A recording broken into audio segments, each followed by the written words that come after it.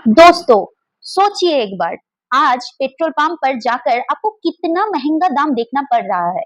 क्या आपने कभी सोचा था कि एक छोटे से इलाके की लड़ाई जो हजारों किलोमीटर दूर है, आपके घर का खर्चा, आपकी गाड़ी का पेट्रोल, आपका बच्चों की पढ़ाई और आपके रिटायरमेंट का सपना तक को बदल सकती है? क्या ये सच है कि दुनिया का सबसे बड़ा तेल का रास्ता एक पल में बंद हो सकता है?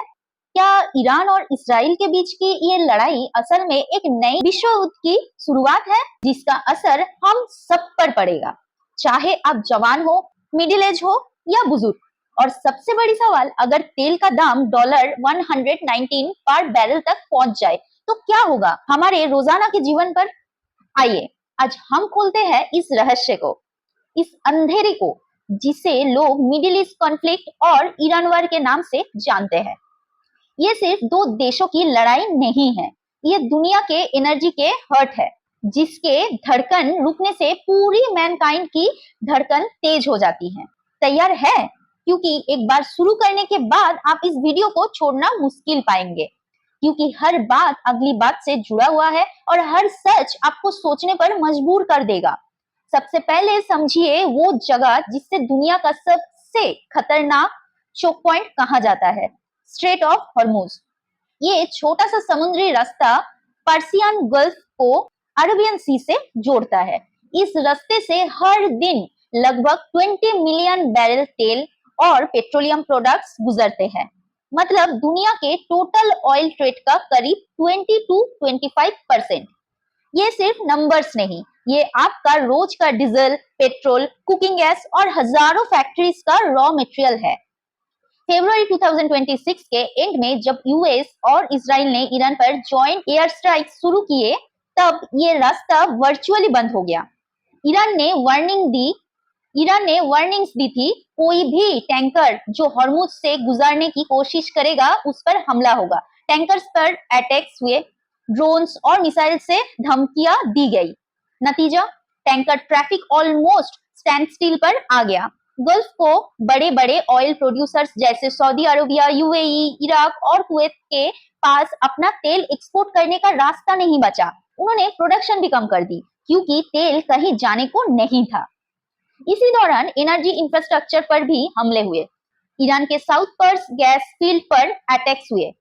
ये दुनिया का सबसे बड़ा नेचुरल गैस डिपॉजिट है, जो ईरान और कतर के बीच शेयर होता है। गल्फ में ऑयल डिपोट्स, रिफाइनर्स और टर्मिनल्स को नुकसान पहुंचा।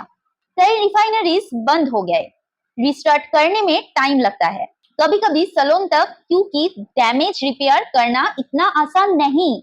इन अटैक्स के कारण ऑयल सप्लाई में बड़ी डिसरप्शन हुई। इंटरनेशनल एनर्जी एजेंसी आईईए ने कहा कि ये ग्लोबल ऑयल मार्केट की हिस्ट्री में सबसे बड़ी सप्लाई डिसरप्शन है।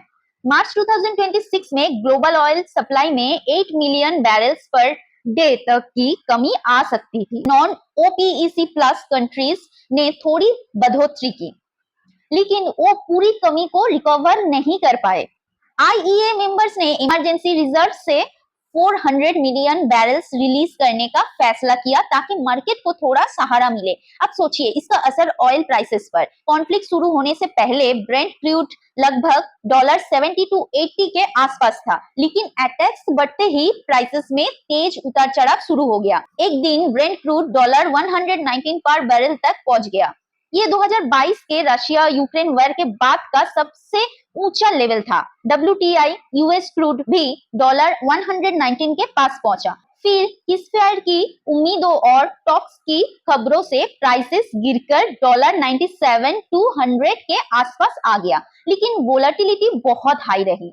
एनालिस्ट्स ने वार्निंग दी कि अगर सिचुएशन 4 महीने तक चली तो प्राइसेस डॉलर 135 तक भी जा सकता है। ये प्राइसेस स्पाइक सिर्फ चार्ट्स पर नहीं, आपके जीवन पर सीधा असर डालता है।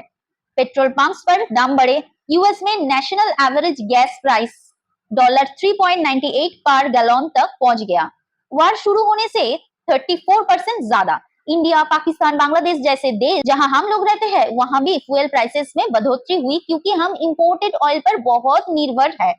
आपकी ट्रांसपोर्टेशन कॉस्ट बढ़े, ग्रोसरीज महंगी हुई, इलेक्ट्रिसिटी बिल्स पर असर पड़ा क्योंकि पावर प्लांट्स फ्यूल पर चलती है। लेकिन ये सिर्फ फ्यूल नहीं है, हायर ऑयल प्राइसेस का मतलब है हायर इन्फ्लेशन। जब एनर्जी महंगी होती है तो हर चीज, खाना, कपड़ा, ट्रांसपोर्ट का कॉस्ट बढ़ता है। सेंट्रल बैंक्स जैसे यूएस फेडरल रिजर्व, ईसीबी और हमारा देश के रिजर्व बैंक्स को सोचना पड़ता है, क्या रेट कट्स दे या हाइक्स।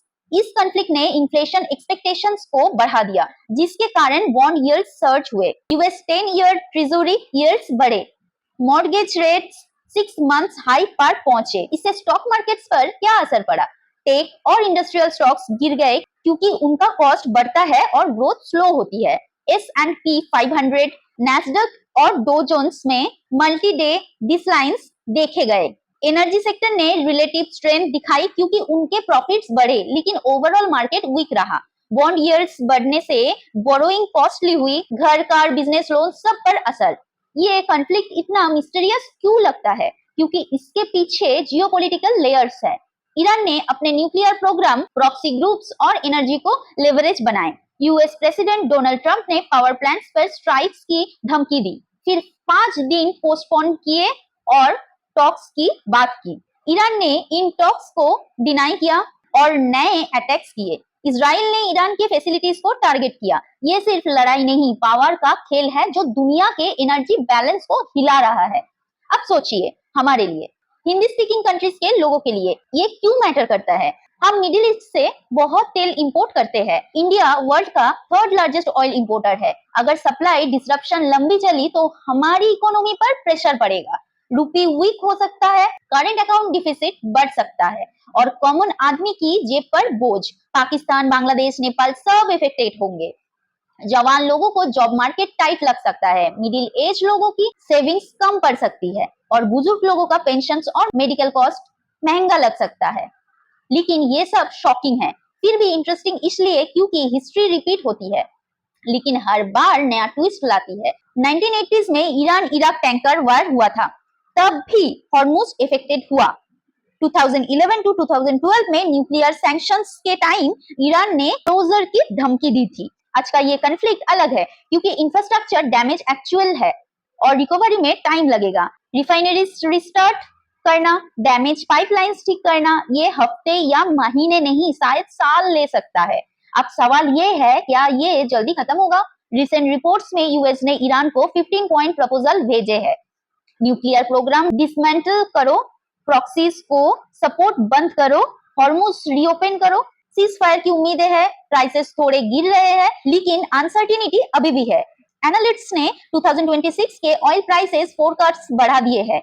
गोल्डमैन सैक्स, जेपी मॉर्गन जैसे बैंक्स अब हायर एवरेज देख रहे हैं क्योंकि जियोपॉलिटिकल रिस्क अब स्ट्रक्चरल बन गया है। दोस्तों, ये सिर्फ इकोनॉमिक स्टोरी नहीं है, ये मिस्टीरियस इसलिए है क्योंकि एक छोटे डिसीजन से, जैसे कोई मिसाइल लॉन्च या डिप्लोमेटिक टॉक, पूरी दुनिया हिल सकती है। शॉकिंग इसलिए क्योंकि आज हम इतना इंटरकनेक्टेड हो गए हैं कि दूर की आग हमारे घर तक पहुंच जाती है। इंटरेस्टिंग इसलिए क्योंकि इससे हम सीख सकते हैं। अपनी एनर्जी डिपेंडेंस कम करो, रिन्यूएबल सोर्सेस पर फोकस करो और ग्लोबल इवेंट्स को समझकर अपने फाइनेंस को सेफ रखो। अगर आप यंग है तो सोचिए, फ्यूचर जॉब्स एनर्जी ट्रांजिशन में होंगे। मिडिल एज लोगों को अपना इन्वेस्टमेंट्स डाइवर्सिफाई करना चाहिए। एनर्जी स्टॉक्स में थोड़ा एक्सपोजर ले सकते हैं, लेकिन रिस्क समझकर। बुजुर्ग लोगों को अपनी सेविंग्स को इन्फ्लेशन से बचाना होगा। ये कॉन्फ्लिक्ट अभी चल रहा है, लेकिन इसका असर लंबी मुद्दत तक रहेगा। ऑयल और एनर्जी मार्केट वोलेटिलिटी अब नॉर्मल बन सकती है। Stock market declines, bond yield surge, inflation concerns, ये सब एक चेन रिएक्शन है जिसमें पहला कदम वो छोटा सा स्ट्रेट है। तो अंतिम सवाल आपके लिए, तो आप इस सिचुएशन में क्या कर रहे हैं? क्या आप अपना घर के बजट को एडजस्ट कर रहे हैं? क्या आप ग्लोबल न्यूज को केयरफुली फॉलो कर रहे हैं? क्योंकि जैसे ही कोई नया डेवलपमेंट होगा, सीज फायर हो या एक्सेलेशन, आपका पेट्रोल का दाम, आपका बाजार, आपका फ्यूचर बदल सकता है। ये थी वो कहानी जो हर उम्र के लोगों को सोचने पर मजबूर कर देगी। एनर्जी है तो जिंदगी है, एनर्जी महंगी हुई तो सब कुछ महंगा। मिडिल ईस्ट की ये लड़ाई सिर्फ वहां नहीं, ये आपके पास भी है, हर ड्रॉप में, हर रुपये में। धन्यवाद इस वीडियो को पूरा देखने के लिए। अगर आपको ये इंफॉर्मेटिव लगा तो अपने फैमिली और दोस्तों के साथ शेयर कीजिए ताकि हर कोई जागरूक हो। अगले वीडियो में मिलते हैं किसी और इम्पोर्टेंट फिनेंशियल मिस्ट्री के साथ। तब तक आप अपना ख्याल रखिए और स्मार्ट डिसीजन लीजिए।